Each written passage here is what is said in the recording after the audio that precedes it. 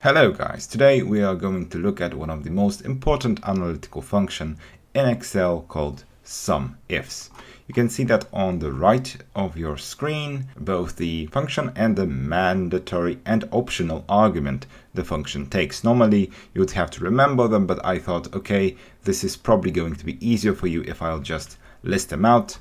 And you'll see them use me in two different examples. One will be more difficult, that's the one you see here, but we're gonna start with the more simple one. So let's go to range. And as you can see, I can have a simple table, or actually a bunch of cells that look like table. This is not formatted as a table in Excel. And what we want is we want the order value from the orders from California. I have some orders, right? I have their value, and I want to sum all the orders from California. Normally, I would just have to click them, one by one, and then maybe come up to a sum. But SUMIFS will help you to do that because it's a combination of multiple ifs and a sum function. So we start off normally with equals, then we type SUMIFS, hit a tab, and now the first argument is the sum range. So basically the stuff we add up, we're going to add up our order value. So we're going to look up here. Next up, we have the criteria range 1. So the way it works is that first you have to specify where is the stuff where you're going to check a condition. Here is the first condition. So we're going to check, of course, the state. So we're going to check here. And then we're going to check what is the condition, right? So for us, it will be California. And I'm just going to type here. Okay, I type it in double quotes because it is a text. And now if I hit enter, you can see I have 266. Let's check it. 72, 79. Here we have another one, 276. So exactly the number we were expecting. So as you can see, it's sort of a combination of a sum and an if. So something that's relatively simple, but the powerful thing is that you can add more than one condition. Here it was pretty simple. You could probably do it with your eyes only, but let's go to the more difficult example. So now we're going to go into a table. And now it is formatted as a table. So you can see the headers, you can see the rows that are colored, not colored, and so on. And it's going to look a little bit different because we have actually three conditions. So we want the state to be Texas.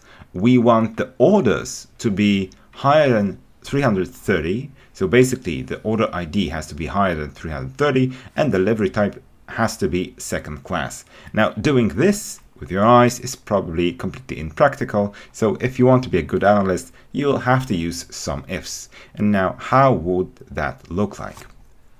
Again, maybe let's do it here. Again, equals SUMIFS. And now sum range.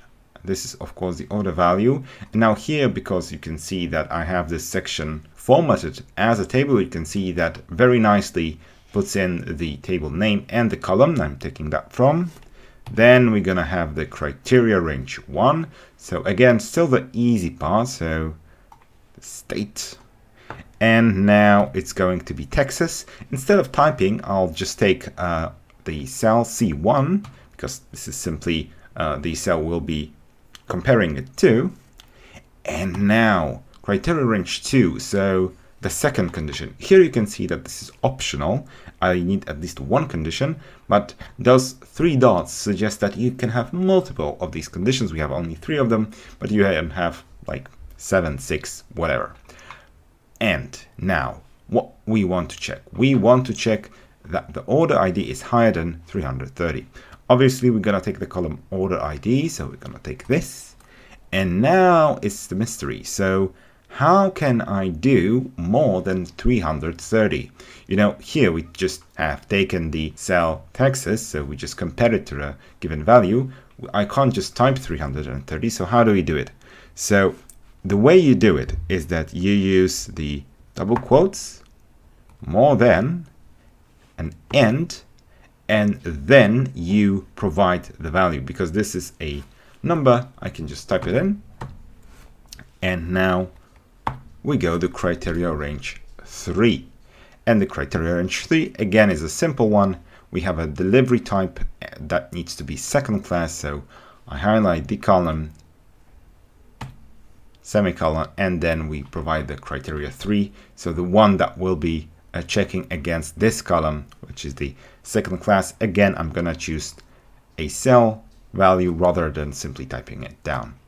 Okay, I have my cell. Let's close the parentheses and let's check if the formula works. 85. So if we look at the sum of the orders coming from Texas, that is higher than 330 coming from the second class, it's 85. So let's look. If we look at the Texas, so we have this is Texas, this is Texas, this is Texas. So 1, 2, 3, and this is $90, and it would be normally taken because it's 353, so it's a higher, but it's a standard class. So here we have only one second class, this $85, and that's why this number was taken, right? So we only, this row met our criteria. It's higher than 330 because it's 343, it's a second class, and it's from Texas. So basically we summed up only this one cell, and this is how we got $85. Okay, thank you so much for watching this. Leave me a comment which formula next you would like me to cover in Excel, and if you would like to learn more about the if formula, please do check this video that you now see on your screen. It will give me plenty information about the if formula because it's more than just checking a simple condition. There are more caveats to this. Please like and subscribe the video, and see you in the next one.